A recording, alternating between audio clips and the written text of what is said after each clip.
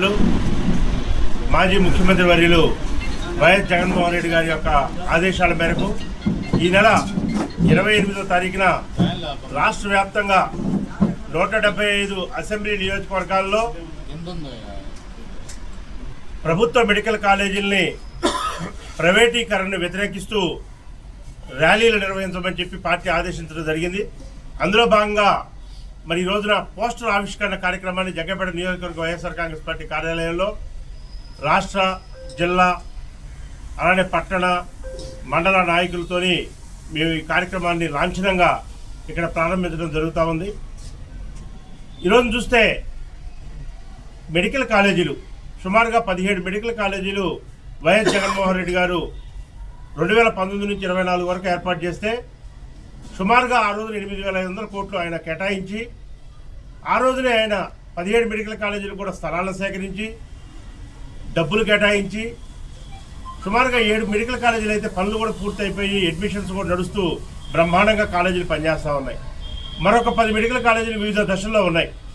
ఆ 10 మెడికల్ కాలేజీలని ఇప్పుడు వచ్చిన కూటమి ప్రభుత్వం చంద్రబాబు నాయుడు గారు కట్టలేక వాటిని ప్రభుత్వ ఆస్తులతో కూడుకున్న కాలేజీలని, ప్రభుత్వ రంగంలో నడవాల్సిన సంస్థల్ని ఆయన ప్రైవేట్కి దారాదత్తం చేస్తూ పీపీపీ మోడ్లో, అంటే పబ్లిక్ ప్రైవేట్ పార్ట్నర్షిప్ మోడ్లో ఆ కాలేజీలను ఇవ్వడం అనేది దుర్మార్గమైన చర్య.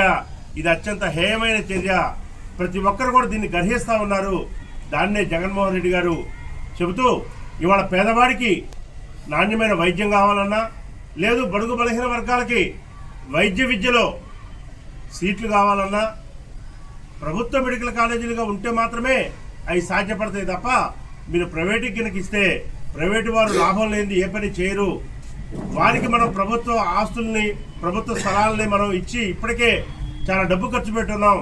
వాటన్నిటిని కూడా మీరు ప్రైవేటు వారికి ఇవ్వడం ద్వారా వారు ఆర్థికంగా బలపడతారు, ప్రజలకు మాత్రం నష్టం జరుగుతుంది.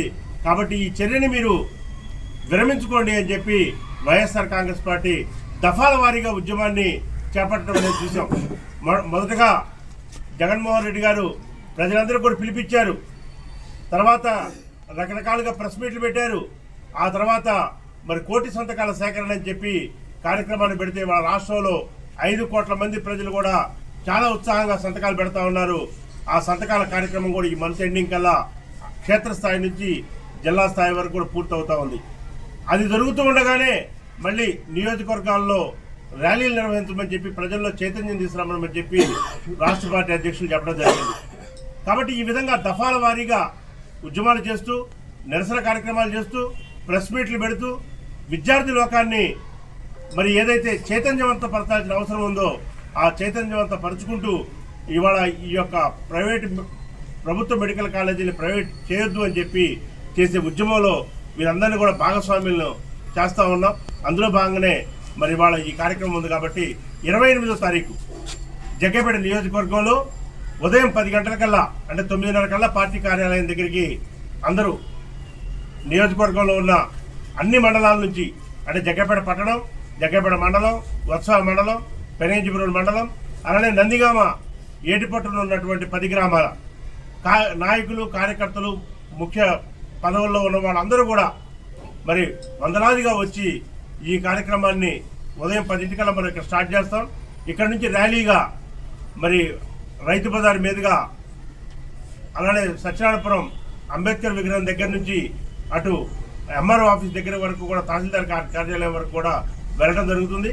అక్కడ మరి సమావేశం అయిపోయిన తర్వాత అక్కడ రిప్రజెంటేషన్ కూడా తహసీల్దార్ గారి కార్యాలయంలో వైఎస్ఆర్ కాంగ్రెస్ పార్టీ తరఫున ఇవ్వడం జరుగుతుంది. కాబట్టి నియోజకవర్గ వైఎస్ఆర్ కాంగ్రెస్ పార్టీ శ్రేణులకి, వివిధ హోదాల్లో ఉన్న వాళ్ళందరికీ కూడా నేను చేతులు ఎత్తి నమస్కరిస్తూ మరి అందరినీ కూడా రిక్వెస్ట్ చేస్తా ఉన్నాను.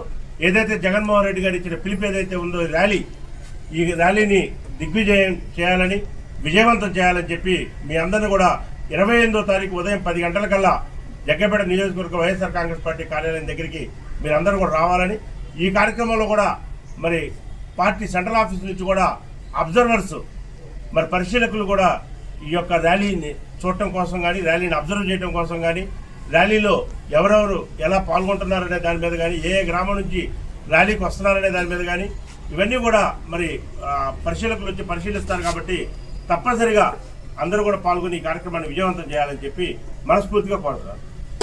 ర్యాలీని 28 జరిగే ర్యాలీని మెడికల్ కాలేజీలు ప్రైవేటీకరణకు వ్యతిరేకంగా జరుగుతున్న ర్యాలీని మెడికల్ కాలేజీలు ప్రైవేటీకరణకు వ్యతిరేకంగా జరుగుతున్న ర్యాలీని మెడికల్ కాలేజీలు ప్రైవేటీకరణకు వ్యతిరేకంగా జరుగుతున్న ర్యాలీని కూటమి ప్రభుత్వం చంద్రబాబు పవన్ కళ్యాణ్